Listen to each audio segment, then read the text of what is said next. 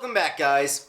Our next guest is the lead singer of I Fight Dragons. They also wrote and performed the theme song for the TV series The Goldbergs. Ladies and gentlemen, here's my conversation with Brian, the lead singer of I Fight Dragons.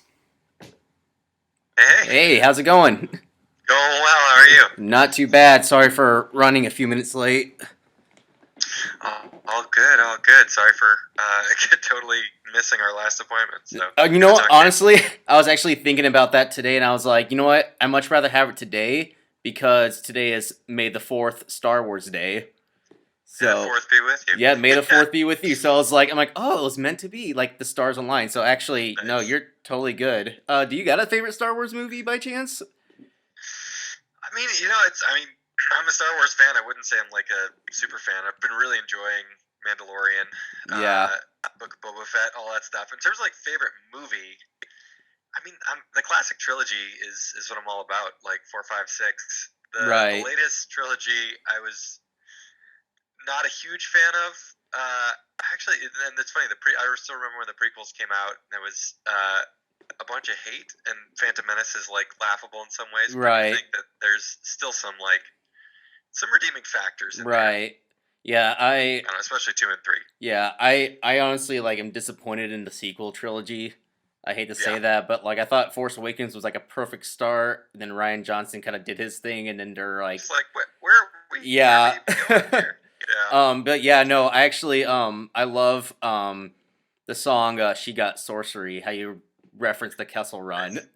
I heard that, and then you put the Star Wars theme, and I was like, that is so badass. But yeah, thank you for joining me and being a part of this. I really appreciate it. Of course, my pleasure. Yeah, I have to tell you, so the first time I saw you guys, I Fight Dragons, was on your first headlining tour with MC Lars and Sky Fox.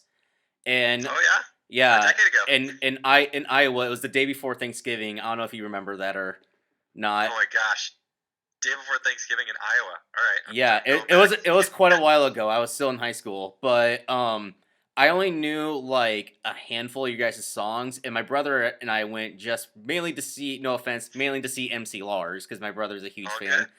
But I have to say that's still probably one of the best concerts I've ever went to in my life. I was so impressed with you guys. It's very rare where I'll go to a concert and see a band I don't know and then become a fan after I saw them. And I live in Omaha, Nebraska, so we just spent the night in Iowa. And I literally went back to the hotel room and stayed up all night just watching your guys' music video and listening to your guys' music. Nice. So yeah, and then I have your guys' logo tattooed on me. Oh, that's amazing. Yeah, so permanent fan. So don't screw up. Nice. So I try to tell so many people about you guys, and the problem I always get into is describing what you sound like. So in your best words, how would you describe what I Fight Dragons sounds like?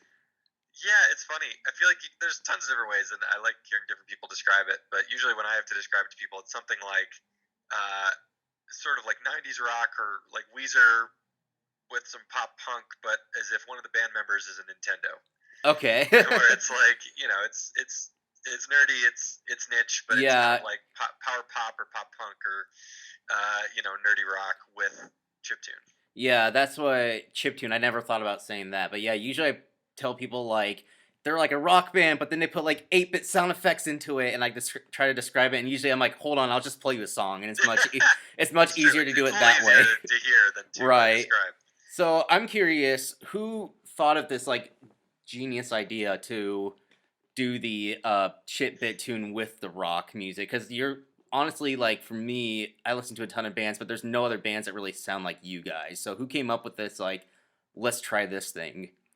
Well, thanks. So, first of all, I'll tell you the story, but I also think if you like the sound, there's a handful of other bands that I feel like have done it, or that a lot of them are related to us or other things like that. So, especially as we were first starting, Shale Riley and the Double Ice Backfire was also kind of doing some stuff in parallel. And I still really like, especially their full length album they've got. There's a newer guy called Boy Meets Robot has opened for us before. I really like his style. It's almost like our style mixed with Jonathan Colton. Okay. In terms of like some of the nerdier, like clever songwriting. Um, there's a handful. I do think there's other people that are doing things. Area 11's got its own sort of like twist, but it's not quite as chiptune. It's got a little more like heavy metal. Anyway, so I do think there's other folks that are in that vein that I think are worth listening to. As far as where the idea came from, it's actually an interesting story. So I thought it was being totally original. Myself and Bill Prokopo, one of the band members, I had a demo or just a song that we were like starting to work together on a couple different things, and I was like, hey, I've got an idea. I got a song. I want to make a demo with you, but I have an idea. Like, what if the intro to the song was the chorus of the song, but as if it was coming out of a Nintendo? And so he was like, all right, that sounds awesome. So we tried to like mock it up. We played a bunch of Mario 3 and figured out like what are the types of sounds in there. And so we put it together, and then it was just like, this is awesome. Like, we did figure out this, and how do we keep doing more of this? And then I kind of realized that we had stumbled upon something that a lot of people were doing, which is the chiptune world. So right. Like new music made on old video game sound cards. And I'd say most of the music in that world up to that point was more sort of like electronic in genre, like everything from not necessarily dance, but just like more straight electronic. Yeah. And so I'm a songwriter, and so it was always very much like, all right, well, how can we take some of that we like and blend that with more of that sort of like rock band feel? I do remember at the time. Yeah, sorry to interrupt. Sorry. All good. I do remember at the time there was like a lot of like the dance, like poppy stuff, and I think that's what drew me guys to you so much, was because I was like, this is so. I remember being like, why aren't they more famous? Like, I'm like, this is so like cool. But kind of going back to that original concept, if I'm correct me if I'm wrong, but you guys used to have like the actual controllers and hero guitar on stage with you, and now you don't. So I've been wondering for a long time, what happened? Yeah, well, so it's funny. We were doing the band like full time for several years there, but like I'd say in the last decade, it's been a little more like part time. And a few things different happened. Like we got off of our label. Ultimately, we weren't sort of making enough to make it a living, so everyone kind of was pursuing other projects. We've never broken up. We've always been sort of making new music, but a little more in a back burner sense. And so one of the things that happened, in the original days, one of the core ideas was like, how do we take some of this chiptune and play it as a live instrument? So we would break down the samples and program them and trigger them with the video game controllers, which was like, oh man, such a brutal setup. It broke like in every show. It broke somewhere, like something crashed. It was really hard to handle, but it was a lot of fun. Right. And so actually Bill, who was the main one that played a lot of the controllers and like ran the control center, ended up leaving the band for a couple of years just to do solo projects, a couple other like things he was pursuing. I think we only really did one, maybe Warped Tour 2014 we did without Bill. But so we had to figure out how to operate in an environment without that, and that whole setup ended up kind of like going away. And then when Bill rejoined a couple years later, we didn't have the setup anymore. Like it had gotten through some storage unit and like stuff like that. It basically was not a functioning setup anymore. So we were trying to think about, all right, Bill's back. How do we bring this back in a new way, in a way that's not sort of trying to cobble together stuff that broke every time. Right. And yeah, we've actually finally, this last tour we did last fall, Bill had like a full on guitar with like vocoder and all this stuff, and that's been like a really cool sweet spot. So there's definitely something missing, or I should say it's like there was some like magic and flavor to that, although the fact that it broke all the time also, right.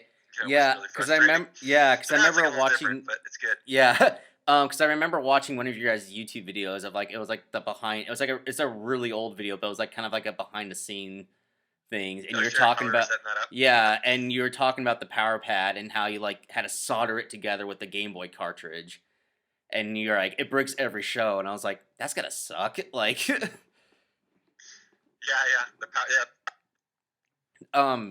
Yeah.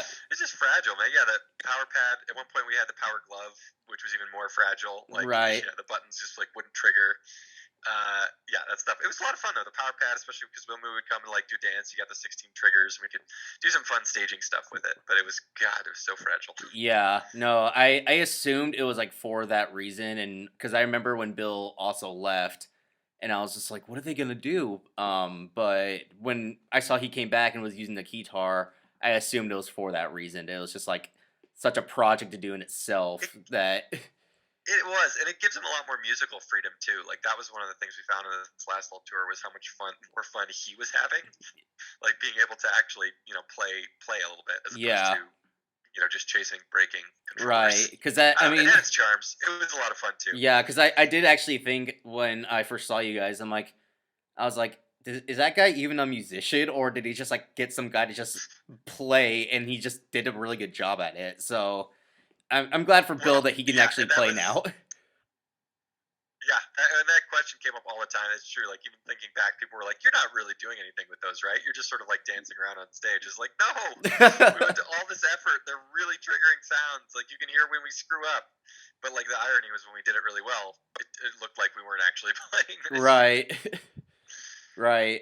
Yeah, and the band name is great. I'm actually wearing one of your guys' shirts right I see now. that. Awesome. Yeah, and the amount of times I don't know if you get this, but the amount of times like I wear this shirt and people will come up to me like, "Cool shirt," and I'm like, "You know this band?" And they're like, "Oh, I didn't know it was a band. I just thought a shirt that said you fought dragons." Nice. And I'm like, "No." And then that's usually when I Tell them describe about them. the band. Exactly. Yeah, and then same thing, and now I'm getting the same thing with the tattoo. Only this time, Nice. people keep thinking it's Mario. You're like, doesn't look like Mario, man. They're Mario doesn't have a like, sword. yeah. Some lady at my church came up to me and she's like, "Oh, I like your Mario tattoo," and I was like, It's not Mario." But But thank you. yeah, yeah. How did the name "I Fight Dragons"? Where did that come up from? It's actually funny. So I was doing like solo singer songwriter stuff for a while, and I was playing a gig downstate Illinois. And it was actually just waiting to go on, and I was sort of doodling, and I had this idea for a T-shirt, and it was like a hand. I drew a like hand drawn horrible version that said like "I fight dragons" in block letters with a little guy with a sword and shield, and I was like, oh man, this would be a sick T-shirt. I want to like make one of these for myself, and then like after the show and I had the long drive back, I was just like thinking about it. It's like, no, no, no, it's like something about that. Like that's not just a Yeah. T-shirt. Like that's I want to be in that band. And so like weirdly, the name and the logo came in some ways before the band. Like I Oh, nice. called up people I knew and assembled them. Was like, this band's gonna be called I Fight Dragons. Right. It's gonna be awesome. Yeah. No, and it worked, and I think the name is like perfect for you guys' sound, and everything. Every time I recommend you guys, I always my favorite album of yours so far is actually Kaboom. I think probably that's because like Sure. that's like the first album I listened to of you guys where I was just like, holy crap. My favorite song, I wanted to ask this, probably my favorite song of your guys actually is Save World Get Girl. I was wondering if you could just like talk to me about like a little bit of the writing process of that song. Sure. Save Rocket Girl's an interesting one because that's actually the first song I wrote with Matt Mahaffey, who produced Kaboom. So he's an incredible just artist, musician. Had a '90s band called Self that is his like band, but he became a producer over time as well. And so when we were on Atlantic Records, I was doing a bunch of like co-writing sessions with different people, and a lot of them didn't work out. I learned a ton, but it was interesting because like from the first time that I got together with Matt, it was like peanut butter and chocolate. Like our brains worked in really simpatico ways, and so yeah, in a single day session, we just like cranked it out, and it started like with kind of that riff, that boom doom doo doom doom doo, and I had my Game Boy there, and he's a multi instrumentalist too, so like it was just his home studio, and we were writing, and yeah, we basically knocked it out in one day. Like I like went off and wrote the lyrics, but yeah, it was crazy. It was just one of those that like poured out, and it's funny because I would say like a third of the songs on Kaboom are co-writes with Matt because his like Okay. so fight for you, my way, Kaboom, Crazies. So like a lot of my favorite songs too. So that album is so strongly influenced by our collaboration with Matt, both Yeah. as a songwriter and then also as the producer. Yeah. No, so it was kind of like one of those like spontaneous, like in the moment, it just kind of happened songs. Oh yeah, yeah, Yeah. kind of poured out. It Yeah. wasn't like very premeditated. Yeah, I mean, so I'm a songwriter as well, so like those are always my best songs. Is like the ones where like just in the moment I wasn't planning it. And I'm like, holy crap! Like I'm in the zone and I just kind of go for it. So I know exactly that feeling. And then your most recent guys stuff is you guys put out which I thought was really cool. Side quests, B sides, and rarities. Um, so what was the process? I'm curious. What was the process of like doing that? Like, were these songs that you went back and just re-recorded, or did you have them like on a hard drive and you're just like, let's just throw Yeah. that on there? Like, what was that kind of like? Yeah, so it's funny. For the last few years, we've done we used Patreon to like essentially put out new music. We've been calling them album adventures, Yeah. and we had a really bright idea that in 2020 we were going to do a live album adventure. So going into 2020, our plan was we're going to make a live album. It's going to be great. We'll do a little tour, and we've never done like a proper live album. We did one maybe like at the very beginning, but it wasn't like something we had planned to like do a live album. Anyway, turned out 2020 wasn't the year for live anything. I mean, to be fair, like no one saw that coming. So Right, no. So, but that was our plan, and so then we got together and we were like, all right, we wanted to do something. What could we do? And also, we were living in different cities, so it's like, what can we do that would be fun during this time when we can't like even be near each other really? And so we had this idea of like a B-sides album adventure where it's like we exactly what you said, like scrape every old hard drive and email address and figure out like all these old demos and B-sides and like things that never made official releases. Like, yeah, we'll put them all out to the Patreon. And there was something like we found somewhere between 25 and 50, I think, unreleased tracks. Jeez. Along with another like 100 that had been released in some way, right, to an email list or like a bonus. So there was like a pretty good mix of tracks that our diehard fans like knew, but didn't necessarily know in this context, and then like stuff that nobody had ever heard that was like just on an old hard drive somewhere. But then the idea was, as part of that, we took 4 of those tracks and did new like full studio recordings, because most of these are like demos or maybe some pieces were in a studio, but we never did a final mix. So 4 of them, we actually took these old songs and did new studio recordings, which was kind of a trip because we did it pretty much all like remote. I mean, Chad played the drums in Chicago, and that's like our studio where we normally record. But like basically one at a time. We did some guitars there. Hari recorded all the bass from a studio in Austin over Zoom. Bill did all of his stuff, like including vocals from his closet in LA. Oh my gosh. Yeah, it was kind of nuts. But it was a lot of fun. It was a fun way to spend that like year where we couldn't do much, couldn't get together, but found a fun way to get together some of that old material. Right. When time becomes irrelevant, you might as well just make an album. Yeah. Was there any songs on the B-sides, like specifically the B-sides album, that you went back and listened to and you're just like, wish we should have put that one out, or we should have put this one out sooner, or any songs like that? Yeah, it's interesting. Probably so there's one song, "Move," which is like funny because it was a demo that never made Kaboom. It was like I wrote it during the Kaboom writing sessions, but we ended up doing we didn't actually do it. Another company ended up creating this like collaboration partnership video with a game called Phantom Breaker Battlegrounds, and they put together this really cool animated YouTube music video or animated music video where it's like us as character sprites are rocking out, but then it's the game. And so, interestingly, that video had gotten a lot of play, and so it was funny because that was probably our most demanded song that was never officially released ever.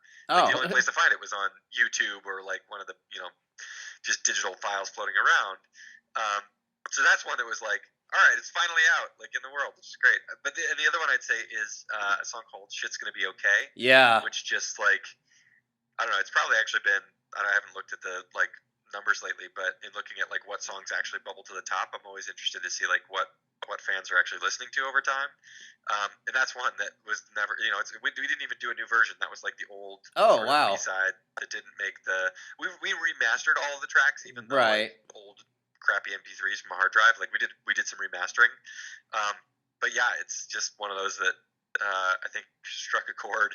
We played it on this last tour. I mean, it's been a time in the world that I think the message of "shit's gonna be okay" has definitely resonated. Right. Yeah, and I must applaud you for doing the I really love the I Fight Dragons overture myself. Oh sure.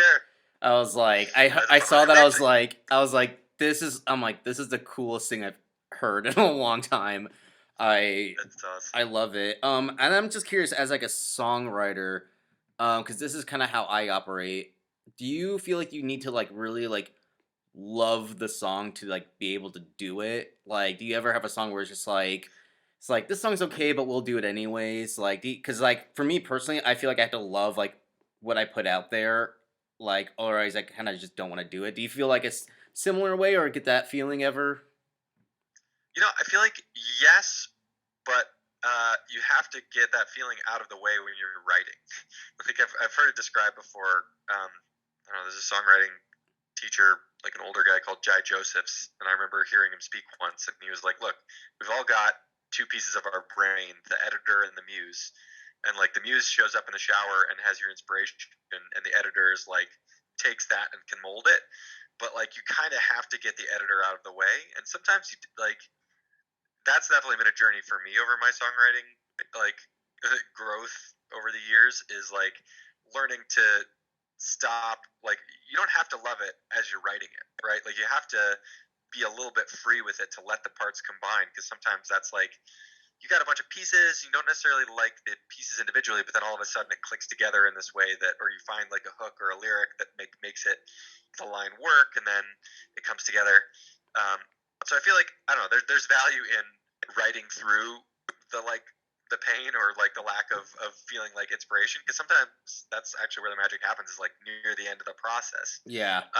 But once the songs are actually done, like the other side of the coin is like I don't actually necessarily know always what songs are going to be like some of my favorite songs that I've loved have actually not proven to be the most popular ones on any given album. Like I think about Canonize, our last album before SideQuest.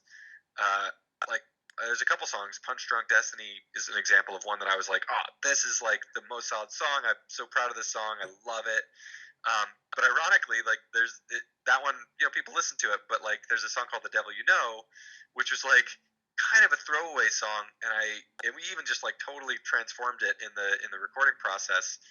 And it's funny, but I'm really glad we kept it on there, because it's not that I didn't love it, but like it wasn't my favorite of Yeah. what we recorded by far. And it's funny because it's like bubbled up to the top I was as about to far as say I'm like like that's one of my fan favorite songs favorites. on that album. So Nice, that's great. yeah, actually, it's funny you mentioned that because I heard Patrick Stump from Fall Out Boy say something kind of similar ones where like they're trying when the Interesting. band is like I think he said like when the band is trying to figure out what single to put out, they always let Patrick do it because he always like picks like one of his least favorite ones or one he doesn't think is gonna be successful, and then it ends up becoming this huge hit. Like he said, like it happens every Nice. time. He doesn't know how. He's like I always just pick the ones where I'm like, oh, this one's okay, and like all of a sudden like it becomes like this big thing. Nice. So Well, hey, we'll take a Fall Out Boy sized hit any day. right. And then so speaking of songs, something I didn't know until just recently is that you guys actually do the theme song for the Goldbergs. That's right. Going into season 10 now. Yeah. It's funny because like I personally haven't I've seen clips of the show, but my mom and my sister love it.